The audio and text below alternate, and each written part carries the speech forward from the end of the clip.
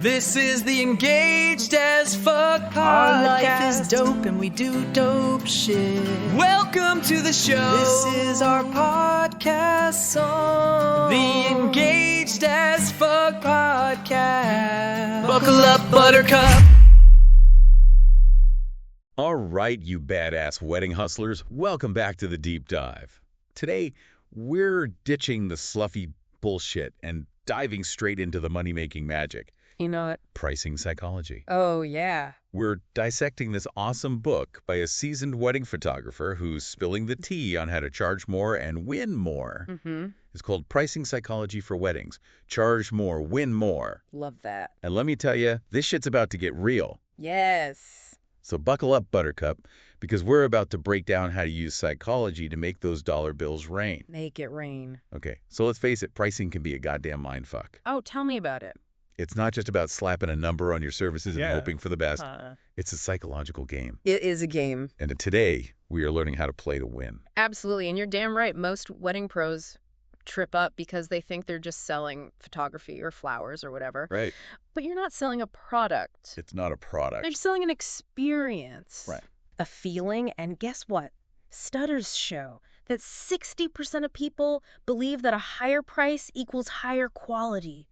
Really? That's just how our brains are wired. Wow. Yeah. That's like that saying, you get what you pay for. Exactly. Nobody wants to be the cheap option when it comes to their wedding day. Oh, they no. want the best of the best. Yeah. And they're willing to pay for it. Absolutely. Think about it. When you see a $10 dress, Oh, you yeah? automatically assume, Oh, it's crap. yeah, it's going to be crap. Yeah. But a $500 dress, Okay.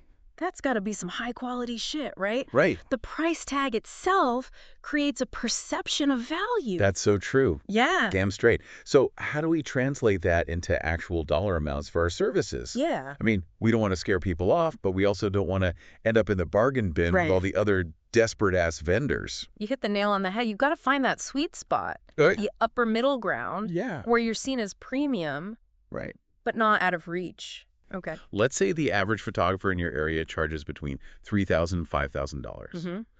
You want to be right in that $4,000 range. Not the cheapest, not the most expensive, Yeah. but the obvious choice for couples who value quality and aren't afraid to invest in their dream day. Okay. Love it.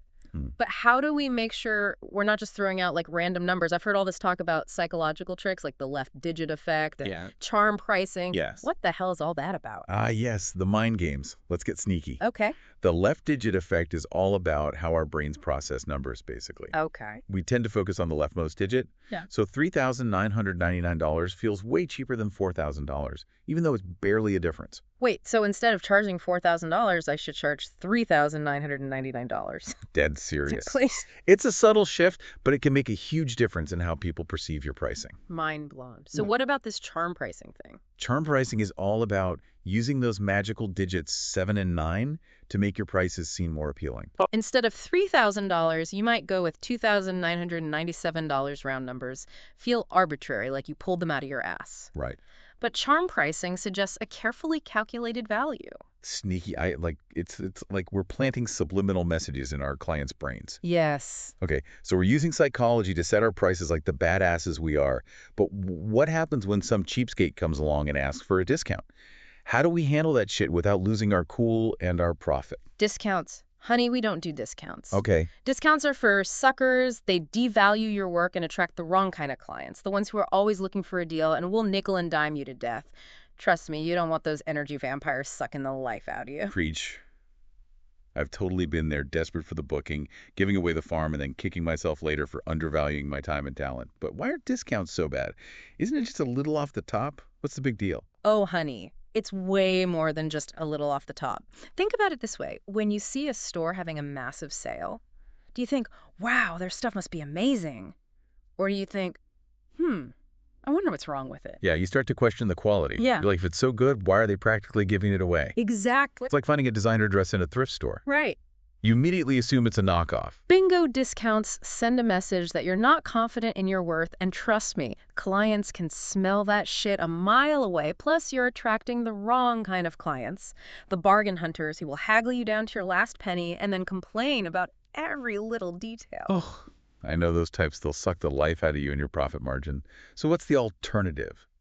What do we do when we're tempted to cave and offer that sweet, sweet discount? Hold your horses, because I'm about to drop some knowledge that will change your entire pricing game. Oh. It's called value stacking, and it's about to become your new best friend. Value stacking. That sounds kind of kinky. I'm intrigued. Tell me more. Okay, forget about slashing your prices and looking like a desperate little gremlin. Value stacking is about making your packages so damn irresistible that clients would be stupid not to book you. We're talking about adding bonuses, perks, and extra services that make their hearts sing and keep your profit margin fat and happy. Ooh, Mhm. I'm starting to see the light. So we're basically spoiling the shit out of our clients without actually losing money. Tell me more about this voodoo magic. You got it. They get more bang for their buck, and you get to keep your dignity and your profits. It's a win-win, except for your competitors who are still stuck in the discount dark ages. Seriously, fuck those losers. Okay, I'm sold. But how do we actually put value stacking into practice?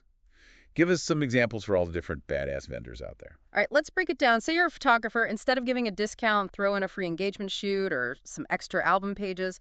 Those cost you next to nothing, but they add a ton of perceived value. Damn, that smart couples eat that engagement shoot shit up. It's like a pre-wedding hype session, and they get to practice being all lovey-dovey in front of the camera. Exactly. And what about wedding planners? You could offer a complimentary venue walkthrough, a don't fuck this up emergency hotline leading up to the big day, or a post-wedding brunch to help them ease back into reality after the party's over again. Low cost for you, high value for stressed out couples. Okay, I'm seeing the pattern here. We're basically becoming wedding ninjas, anticipating our clients' needs before they even know they have them. What about florists? How can they get in on this value stacking action? Florists, you're up. Throw in a toss bouquet extra centerpieces or a flower crown for that bohemian bride who's all about that flower child vibe. Petals are cheap, but these little extras make you look like a generous goddess of blooms. I love it. It's like we're showering them with flowers and making their wedding dreams come true. Okay, so we're ditching discounts and adding value like motherfucking bosses. It's like we're making our packages so irresistible that they'd have to be insane to go with anyone else. Yeah, exactly. Let's say your base package is $4,000, but you've stacked it with so many awesome bonuses that it looks like a damn steal compared to your competitor's bare bones package for $3,000.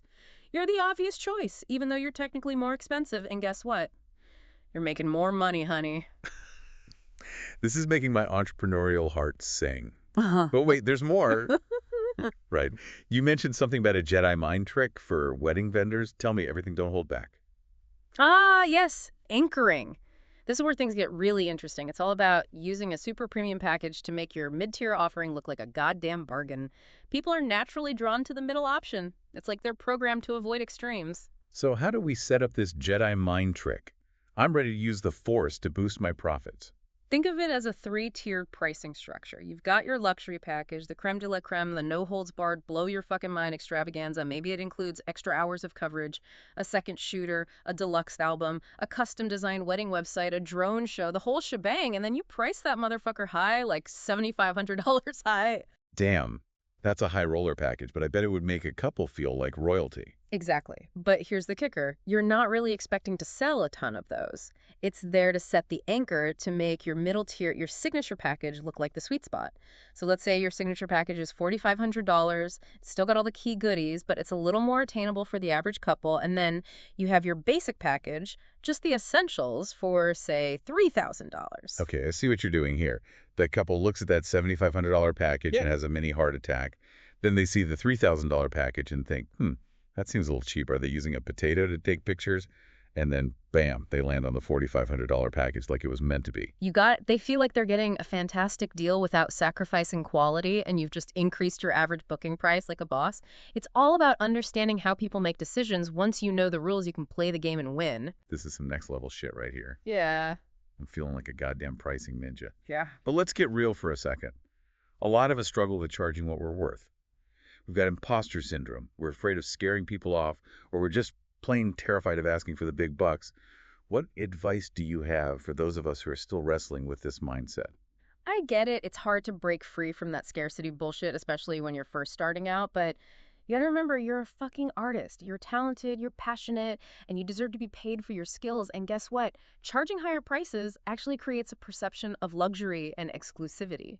Yeah, it's like that whole you get what you pay for thing. People are willing to pay more for something they perceive as high value, unexclusive. Think about it. Would you rather wear a $10 dress from Forever 21 Oh, God, no. or a $500 dress from a fancy boutique? Okay, you got me there.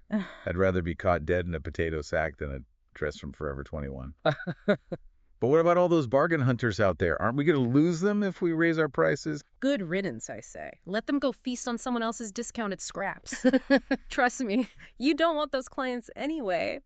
They'll be the ones haggling over every penny, complaining about every little detail, and sucking the joy out of your business. Amen to that. It's like that saying, you can please some of the people all of the time, all of the people some of the time. Yeah. But you can't please all of the people all of the time. Right. So fuck it. Let's focus on attracting those high-value clients who appreciate our work, respect our time, and are happy to pay for our expertise. Hell yeah. When you raise your prices, you're not just filtering out the cheapskates, you're also attracting a higher caliber of clients. These are the people who value quality, who understand the blood, sweat, and tears that go into what you do, and who are going to be your biggest fans and cheerleaders. That's what I'm talking about. I want clients who get me, who appreciate my art, and who are ready to invest in a kick-ass experience. But let's get real for a second. What about those of us who are just starting out? We might not have the experience or the portfolio to justify charging top dollar. What's your advice for the newbies who are just starting to hustle in this crazy wedding world? I hear you. It's a classic catch-22. You need experience to charge more, but you need to charge more to get experience. But don't worry, there's a way to navigate this tricky-ass terrain without looking like a total amateur. Newbies, listen up. Don't be a cocky little shit and strut in charging $5,000 with 3 weddings under your belt and a portfolio that screams, I learned photography from YouTube. Damn, that's harsh, Yeah. but fair. You got to pay your dues and build your reputation before you can start charging those premium prices. Right. Focus on building your skills, your portfolio, and your testimonials. Price yourself competitively, maybe even a little lower, to attract those first few clients, and then gradually increase your prices as you gain experience, confidence, and a killer reputation. You're not going to become a pricing rock star overnight. It's a journey, baby. It's like that saying, slow and steady wins the race. Exactly. Rome wasn't built in a day, and neither is a thriving wedding business. But with the right mindset, some savvy strategies, and a whole lot of hustle, you can build an empire that makes you proud and rich as fuck. Okay, so let's recap this shit. Right. We've learned that pricing is a goddamn mind game. Yeah. You got to ditch those discounts like a bad habit, stack value like a boss, use anchoring to make your packages irresistible and charge what you're fucking worth, and newbies don't get ahead of yourselves. Build your skills, your portfolio, and your confidence before you start demanding those top-tier prices. Right. You got it. And remember, the most important thing is to know your numbers. Do your cost calculations, factor in your profit goals, research your market, and then price accordingly. Don't be afraid to adjust your prices as you gain experience and demand. This is your business, baby, and you get to decide how much you want to earn, so go out there and make that money, honey. All right, wedding warriors, let's wrap this shit up. We've dropped some serious truth bombs today about pricing psychology, but here's the bottom line. You're not just a vendor. You're a goddamn artist.